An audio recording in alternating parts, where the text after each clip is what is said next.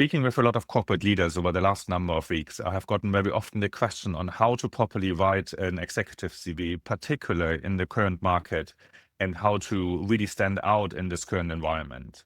And I feel what you want to achieve, and hence me doing this quick video, is to portray yourself as a business leader who happens to be responsible for a certain corporate area. So one of the approaches I like, and I thought to quickly talk about this first before going into the CV itself, is to look at the business from its value creation strategy. So what does a business actually do to create corporate value, which typically is measured in profit or EBITDA? And then when you look at these value creation strategies, what you then will find when you break this down to talent, that you have people who fit into two larger groups. One of the groups are value creators. So these are people who typically have a disproportionate impact through what they do, for example, innovation, revenue growth, strategic differentiation. So they have a disproportionate impact on how the company creates its value.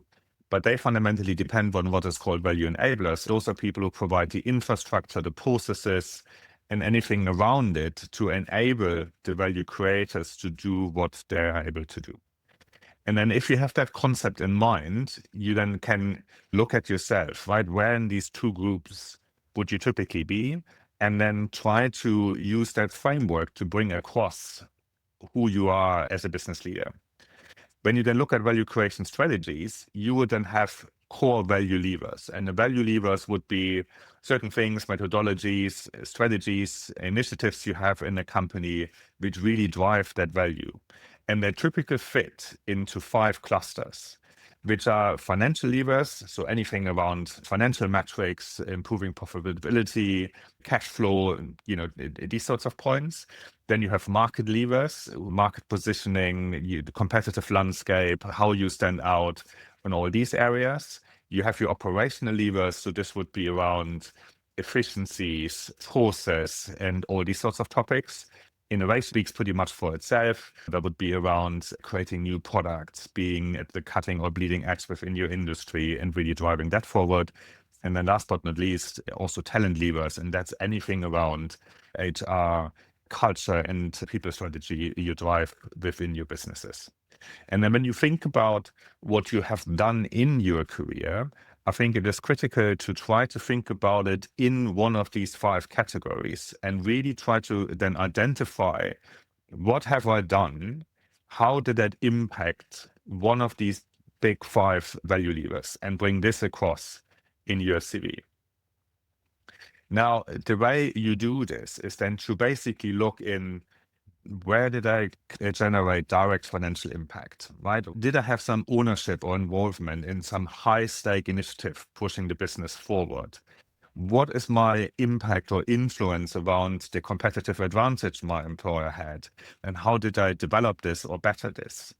Can I identify clear, measurable, objective business outcomes which were a result of what I did? Did I contribute an improvement to operational excellence? Did I help mitigate risk? And last but not least, what were my areas of influence around talent development, making sure we have the right leaders in the business? Right. So if you look at these points and go through your career step by step in every position you had and ask yourself, what were the areas where I impacted one of them? These are the points you really want to crystallize and make very tangible in your CV. Now, the way of making this tangible is to provide evidence of your performance by using metrics that matter. So really think about, when you did a certain initiative, what is the evidence you can give to somebody who hasn't worked with you to make it tangible for them?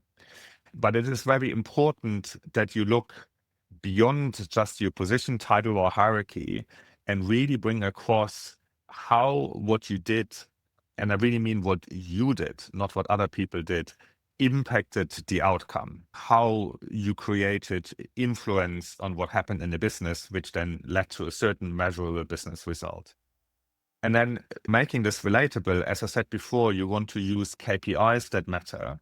So you use KPIs which are, again, related to value creation. So related to profitability, whether that is revenue, whether that is cost savings, efficiency savings, margin impact, right? And also highlight the growth opportunities and the strategic challenges you navigated in the financial context for your previous employers.